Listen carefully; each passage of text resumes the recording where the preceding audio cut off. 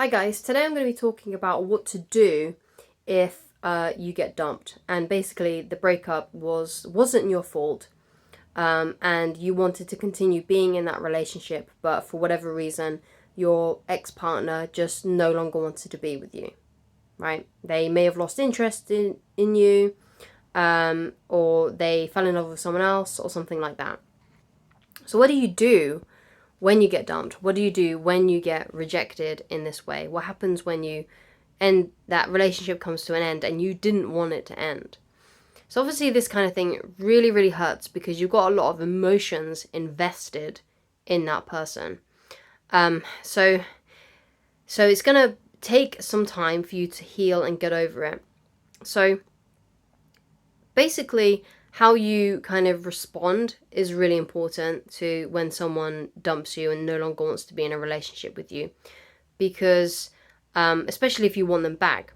So I made a video recently on basically what to do when you get rejected, which is a little bit similar to and the response in that when you get rejected is a little bit similar to when you get dumped by someone who you didn't want to break up with. So basically, when someone dumps you and you still want to be with them, the best thing for you to say to them immediately afterwards is, that's a shame, I think we would be really good together, I really want to be with you and I think you're great, but I don't want to be with someone who doesn't want to be with me, right? So I get it. But, if you ever change your mind about it, if you ever change your mind about me, then let me know about it. You have my contact information, so just reach out to me if you ever change your mind. And that's kind of like all you really need to say to them, okay? Obviously, if the breakup was your fault, like let's say you cheated or you did something to disrespect the relationship, let's say you stopped appreciating them or something like that, then you kind of need to say sorry for those kinds of things. But if it's them breaking up with you for the fact that they're just no longer interested in you, no longer want to be with you, and you didn't really do anything to like make the relationship die, then you don't really need to do anything. That's all you literally all you need to say about just saying to them that I basically expressing that you don't want the relationship to end. You still really like them. You still want to be with them. But obviously you don't want to be with someone who doesn't want to be with you. So therefore you're going to let them go. But if they change their mind about it, they can contact you. So that's kind of what you need to express. So, and then obviously you go into a period of no contact, right? You stop yourself from contacting them. They have to be the one that reaches out to you first, okay? And what I mean by reaching out to you first is them sending you a direct message or a phone call or an email. Like they have to initiate a conversation with you. It doesn't mean you contacting them and they reply. That's not breaking no contact. They have to talk to you first, right? Them liking your posts doesn't mean anything, so don't see that as a sign of them breaking no contact. Them even commenting on your posts is not enough for you to be the first one to reach out to them. They have to send you a private message. Them unblocking you or blocking you or unblocking and unblocking you all the time is no sign that they want you to message them and stuff like that. It has to be a direct message to you. Okay, that's it. And then you can reciprocate if you want to and reply to them. So obviously it may take, depending on how this person feels about you, like some people come back, an ex can come back within like a couple of days, maybe even a couple of hours. Some exes come back like a few weeks down the road, some a few months. You may not even, for some rare occasions, they may contact you in something stupid like 10 years time, saying that they regret the end of the relationship or the breakup. But the point is that when you get into no contact and you walk away from this person, you need to immediately start trying to find ways to heal yourself. Usually what people do when a breakup happens is they go on like a bender, right? They, take substances, they change their hair, they change their clothes, they go out with their buddies, and stay out late at night, and things like that. Like, that's what most people do when they have a breakup. They have like, they just go on this binge, basically, because they don't want to feel all this painful emotion.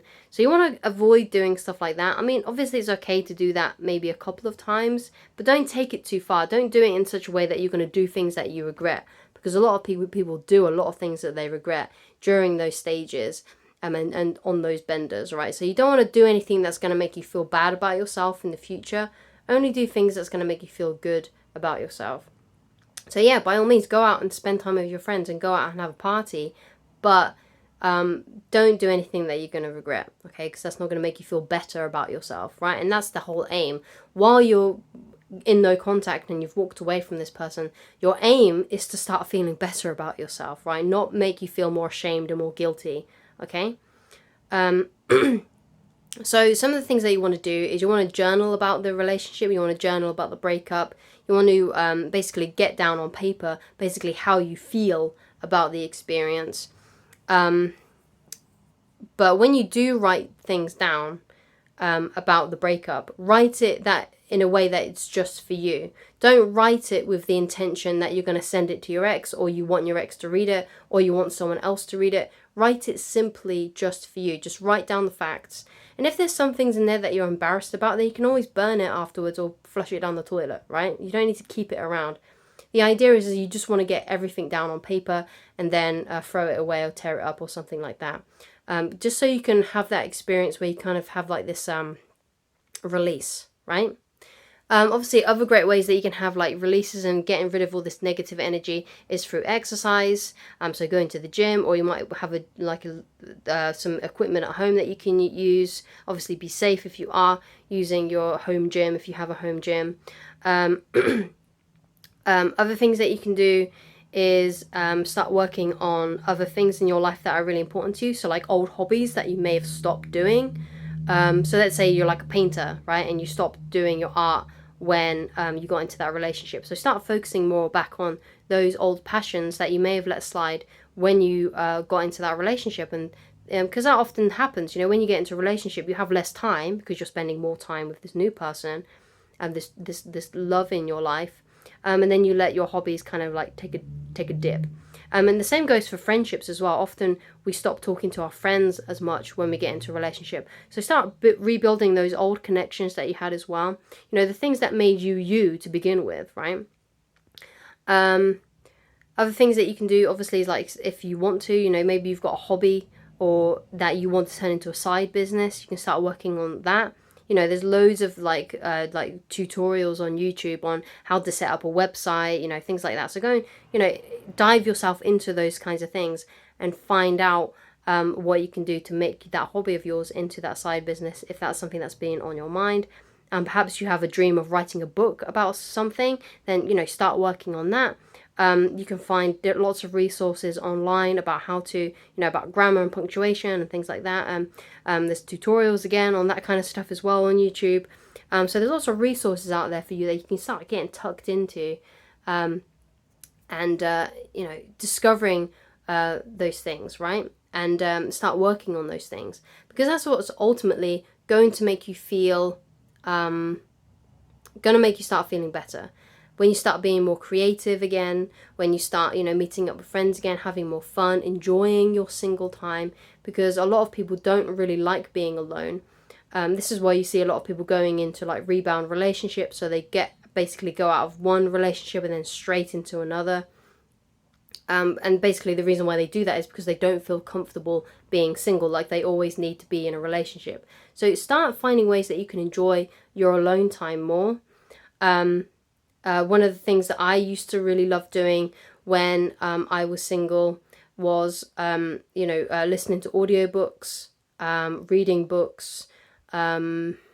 Other things that I used to like doing was like watching anime and like doing art while I was watching anime.